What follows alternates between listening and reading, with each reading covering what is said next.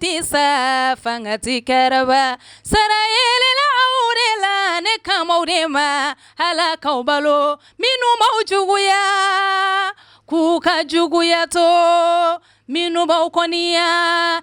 aw bismillah lumière tv sanfé wala saka kuna foni jelen ka dawma amunu be ka Allah je shunitle amba aw fo ka wali mando ka fo no kaw bismillah ko tisri kuna foni anyuma ambo soro nala sona ma nyini chugo bela ka dawma bi kuna foni mandi ukateli wodela halantina fe wara nyesoro ali groupe lumière ka anniversaire antina kuma fo na bi ambi ta directement kuna foni mun bambolo ka lesa amma aw ka donga fo ko anga dugu ba damara be komada jonaina majugu ko ni bingali ka wole takani suma fen na femi ni an ko sigilentena yi wan kunta do ko obi xera ke e choga mina me bisomana yoro chambe ukoni solla ka wulini bingali wole jugu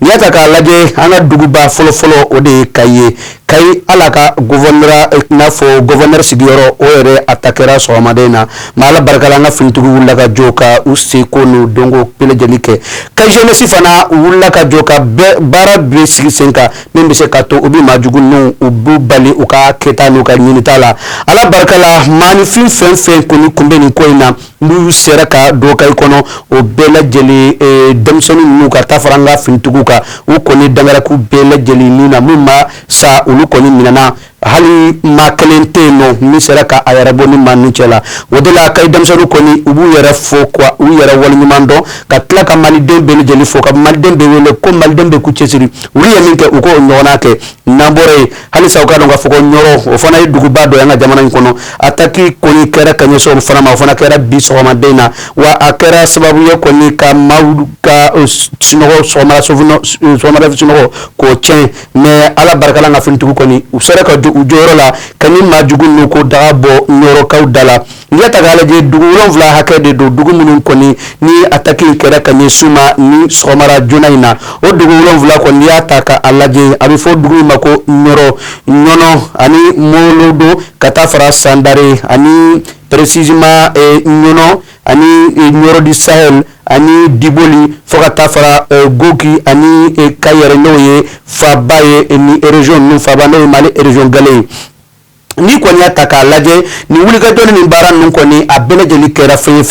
ni ana fintugu ye kabako koni kada ni manunka wodela ni ataka laje dripa nyema na ale de toy ko Suleiman Dambele ale koni kono fon dido ke anga jabarni so bala ka jira ka foko trolosi bishegi ani koko koni brolo unina ni ataki nun konana aya jira fana halisi saka kuma kono ka foko majugu munun kuma ka trolosi mun deme ekoko uli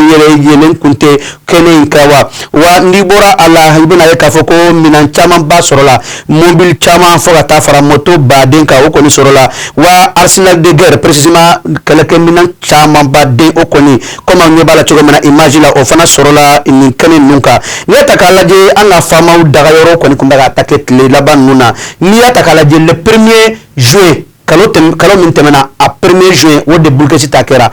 ni mi fana kera le 1er juillet akanga hakil diga fo kanga jantanyer la cela veut dire que kalo ni manu ba ni ka ni bambantia woni jugu ni ke kanyesi anga fintuguma wore la chef d'état-major général des armées akoni ka ba ni mali dembele jeli fe che fara musoka demsen fara makoroka ko be ke finitigie beka ke soldat beka ke militaire beka ke kalake che farie sabla ni malfati bolo ka kalake na ya soro ete se ka malfati mola me kuna foni ko ni se ka di ndi ya di finituguma sika foi tala ka di adi watla ka di adi orola ka di adi kumana ambi min nyini ndo de lafia kananga jamana kona bina sabla tourisme kele jamana nyema ndo ya simi goita aya fo ka kele te danso dala koy wa kele te ni etle kele fla kele ko kele min do kambele jeli kan chesiri wa shi kele do koy ambake ande mbake amode mbake mali dew andale mala ka fo ko ninti se ka fo banga ko la ni do de faranga chesiri ananga wuliga joka nine kuye anga attaque munu karanga jamane kono bi ambi boy mambi ta jene ka fo no nantara jene ka fo bina ye ka fo ko manifu munu be no sa ko jene banka spirito nin dugu fila in maanifin minnu bɛ yen nɔ baro sigiyɔrɔ la ala ni nin banbanci jugu ninnu ka waleya kama u kɔni bɛ ka weleli kɛ ka ɲɛsin jamana marabagaw ma ani i n'a fɔ banyɛrɛ tɔnw ani maa o maa bɛ se ka dɛmɛ ka ɲɛsin u ma walasa kɔngɔ ni minɔgɔ kana n'u minɛ wa n'i y'a ta k'a lajɛ jɛnnakaw fo ka taa fara bangasikaw kan olu bɛɛ ka hakilina de o ye ko ka dɛmɛ kɛ ka ɲɛsin maa ninnu ma min bɛ se ka to u bɛ se ka lafiya sabula u bɛ Mali kelen de kɔnɔ wa maliyɛnw dɔn maliyɛnw tɛ maa o maa bɛ yen ka a kɔni gɛnna ka bɔ a sigiyɔrɔ la ni maajugu ninnu fɛ k'o kan ka se ka dɛmɛ ta ka ɲɛsin u ma n'an bɔra yen an bɛ aw hakili jigin k'a fɔ ko Mali kɔni kɔnɔ yan politique kɛlɛ an kan ka hakili bɔ a la ka an hakili ɲɛsin fɛn kelen pewu ma sabula ne ye kabako min ye sɔgɔmaden na o de an y'a ye don a y'a sɛbɛn ka page sanfɛ fana ye k'a jira ko Kayi gouverneur ko a ta kɛra ka tila k'a sɛbɛn tuguni ko alhamdulilayi o de la an ye ɲininkali kɛ n yɛrɛ la n ko sika alhamdulilayi kɔrɔ dɔn alhamdulilayi kɔni tɛ se ka fɔ nin na sabula Kayi gouverneur o tɛ Kayi gouverneur ta ye Kayi gouverneur o tɛ Asimi ta ye Kayi gouverneur o tɛ Mali ministre dɔ ta ye o tɛ mɔgɔ kelen ta ye Mali de ta don je pense que ni Mali attaquera an bɛɛ de attaquera ni ko sera Mali ma ko sera an bɛɛ ma o tuma an bɛɛ ka jɛ k'an cɛsiri n'i y'a ta k'a lajɛ réalisation minnu b'a la bi o de ye Isufu Ture ale tigɛ caméra la ka munumunu Kalidu Ture sigilen b'a kɛrɛfɛ Cɛdo Dawu kɛlen bɛ ka a ko bɛɛ lajɛlen kɔlɔsi bɛ se ka to aw bɛ se ka diya ɲuman sɔrɔ ka bɔ Lumière TV sanfɛ ni ne kun ye bi ta teliya k'a lasew ma an k'an cɛsiri an maliden kelen kelen bɛɛ lajɛlen an k'an faso an ka kuma bɔ wa an kelen kelen bɛɛ militaire komi i n'a fɔ an minnu filɛ nin ka kunnafoni di an ye kunnafoni la soldaw de wa an ka baara de wa n'Ala sɔnna an b'a kɛ fo ka s'a dan na a y'a k'an mɛn n'Ala sɔnna ma sini kɛnɛ wɛrɛ ka wassalam. Aw ma ye Lumière TV ma ko ti sa fanga ti kɛrɛba sara yelela aw de la ne kamaw de ma Ala k'aw balo minnu m'aw juguya k'u ka juguya to minnu b'aw kɔniya i ye ng'olu ka kɔniya to. Bamakɔ kisɛ ko in Ndawuli Mali foli t'a la n pereselen do bi koyi kana jigin an terini kan mɛmɛ o la basi t'aw la ko bɛ dugu la koyi ko bɛ dugu la wa dugu yɛrɛ bɛ ko la groupe lumière olu ka anniversaire de bɛ yen nɔ le 12 juillet palais de la culture la café des arts yɛrɛ la an ka so jama kunfɛ ja kisɛ bɛ dugu la an tɛ foyi kalama aw tɛ foyi kalama dugu bɛna wuli ka o sigilen to wallahi tige filɛ tige ye 1400 ani 400 1400 masa ko kɛ 5000 n teri na ma cɛ i bɛ se ka ni 5000 an ka kelen di ma n'Ala sɔnna ma n'Ala sɔnna awɔ i na 2000 fara ni 5000 tɛ mɔgɔ min bolo kana ni 1000 ni 2000 fara tɛ mɔgɔ min bolo kana ni 400 a banna a bɛ ɲa o e yɛrɛ ko k'a bɛ min a bɛ kɛ palais de la culture la palais de la culture o bɛ fan jumɛn palais de la culture u ka kɔfɛla na sa yɔrɔ belebele bada la café des arts kɔnɔna a bɛ kɛ yen nɔ a bɛ kɛ yen awɔ Allah tike filɛ ni bɛ muso dɔ kun ŋana dɔ kunkolo la yan nɔ dɛ ko Awa Sira e ni muso in ka di ne ye koyi yɔrɔ dɛ nin fana ye mun ye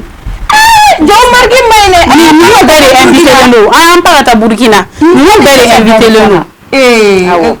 ni ko tɛ kɛ basi ye min na bɛ dɛsɛ an ka tugu a kɔ a ye tugu n kɔ n'Ala sɔnna ma n'aw sera aw tɛ fɔ aw jigi kɔ nin ko in tɛ kɛ basi ye abada mun n'a bɛ dɛsɛ problème fosi t'a la est-ce que a ka ti wari yɛrɛ sara wari da e ye wari dafalen a di an bɛ tila ka wari dafalen a juru t'a la juru ayiwa an bɛ rendez-vous di ɲɔgɔn ma le 12 juillet bɛɛ lajɛlen ka bɔ i n'a fɔ kɔnɔkulu an bɛɛ ka jɛlen an ka ɲɔgɔn sɔrɔ palais de la culture la n'Ala sɔnna ma a tɛ kɛ basi ye ko min n'a bɛ dɛsɛ hali n'a dɛsɛra kɔlɔnw b'an fɛ yan baw b'an fɛ yan an bɛ se k'olu yɛrɛ da jɛngɛ k'o dɔ fara en même temps ni diɲɛ badi de bi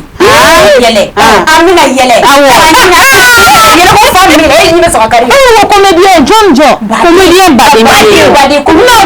u bɛna balo balimakɛw n balimamuso électrominɛ de jɔrɔ bi aw la o banna pewu walima sokɔnɔminɛnw misirikɔnɔminɛnw studio minɛnw salle de conférence minɛnw fo ka taa se